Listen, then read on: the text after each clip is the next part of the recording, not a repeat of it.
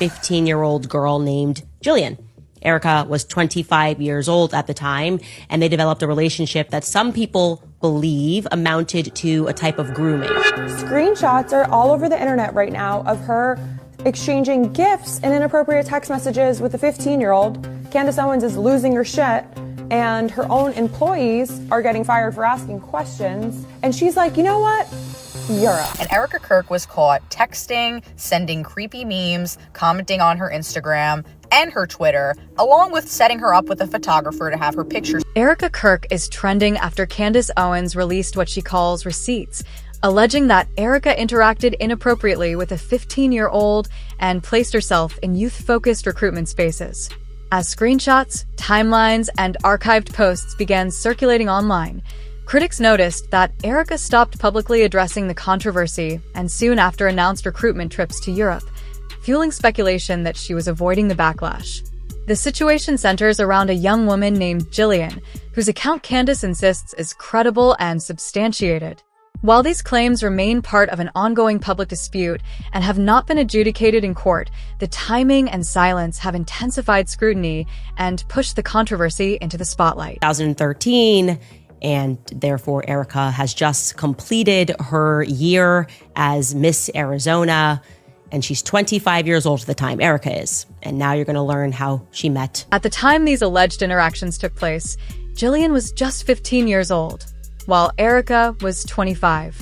That 10-year age gap is precisely what has intensified public concern and fueled the controversy now unfolding online. Of September 15, 2013, Joshua Harrelson and Erika met a 15-year-old girl named Jillian Falcon. And I know this because Jillian tweeted about it. At first glance, Jillian's posts appeared typical of a teenager admiring someone older, complimenting Erika, and even calling her a woman crush.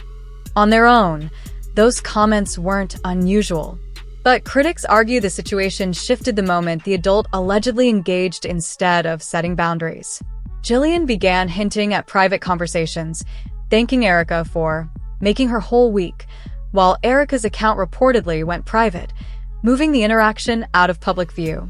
Screenshots circulating online allegedly show messages that many consider inappropriate, including flirtatious language followed by attempts to laugh it off. Observers point out that even if a typo occurred, responsible adults disengage immediately when minors are involved. Other alleged messages reference advice about appearance, hydration, diet, and avoiding bloating, language some say mirrors dynamics seen in modeling or pageant spaces where authority and influence can blur boundaries. While these claims remain part of a heated public dispute and have not been tested in court, the timeline and tone have fueled serious concern and intensified scrutiny. Assumed that they had gone somewhere together, but no, that exchange is actually in reference to Erika then having sent this 15-year-old to have photos taken. Insane. She sent this 15-year-old to have photos taken. She's helping her because she's just so beautiful. Additional screenshots circulating online allegedly show Erika complimenting Jillian's physical features in intimate detail, praising her eyes, lips, and skin. The controversy escalated further when Jillian claimed she received a Valentine's-themed message containing explicit language. If authentic, critics argue that such wording would cross a serious boundary, shifting the interaction from questionable to deeply inappropriate. Reports also suggest Erika sent Jillian a birthday gift, adding another layer to the alleged pattern of contact. It's important to note that these claims are based on screenshots shared publicly and have not been adjudicated in court, but if verified, the implications would be significant and deeply troubling. For having done this is completely and utterly creepy. It's creepy. It makes no sense. It makes no sense. I will not allow people to say that it makes sense in some context. Candace Owens later shared another update, claiming a tipster uncovered that at the time of the alleged messages, Jillian was living in a financially vulnerable neighborhood. According to Owens, Jillian confirmed those details. Owens argues that after forming what she describes as an inappropriate relationship with a 15-year-old, Erika, then 25, allegedly began love-bombing her with repeated compliments and even requested her home address to send chocolate-covered strawberries, indicating she knew where the minor lived. The most serious allegation is that Erika later arranged a photo shoot without ever communicating with Jillian's mother. These claims remain part of an ongoing public dispute and have not been tested in court, but if accurate, they raise significant ethical and legal concerns. Never communicated with Jillian's mother about the photographer that she had set up to take pictures of her 15-year-old daughter. As these allegations spread, critics began scrutinizing Erika Kirk's background, noting her years working in spaces connected to orphaned and vulnerable youth overseas, while also building influence within conservative youth recruitment and campus organizing programs. To be clear, most professionals who work with young people do so ethically, but investigators often warn that predators can seek environments where access to minors is built in.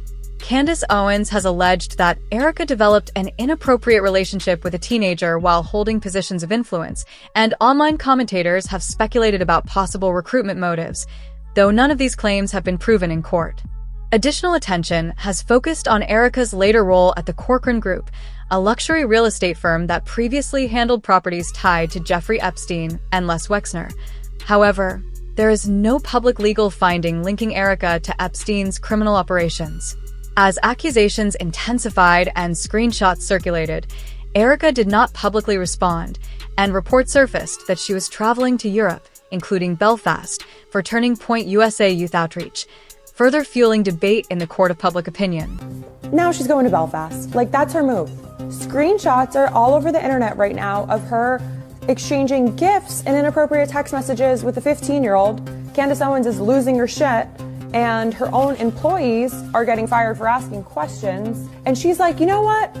And all of this is unfolding in the middle of growing public demonstrations, amplifying tensions, intensifying scrutiny, and pushing the controversy into an even brighter spotlight. Kirk is expected to visit here as part of a tour to recruit young people to the group, and especially young women, because it is a more typically male worldview. And Erika's not going for a much-needed break from the spotlight. No, no, no. She's going to recruit teenagers, 15 to 25-year-olds to be exact, into Turning Point USA. And as scrutiny intensifies, critics argue that several of the individuals publicly supporting her bring controversies of their own, adding yet another layer of tension to an already explosive situation. Set all of this up is a disgraced politician, Ian Paisley Jr., who literally got caught taking secret luxury holidays from a government that massacred 40,000 people, then blamed his own staff. And we can't ignore Belfast's history.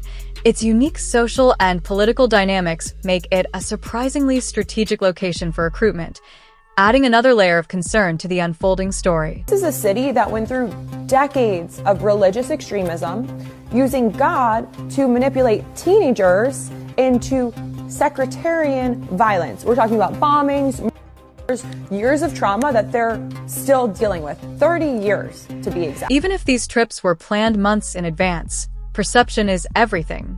That raises the question everyone is asking. If Erika is truly innocent, why hasn't she directly addressed the screenshots?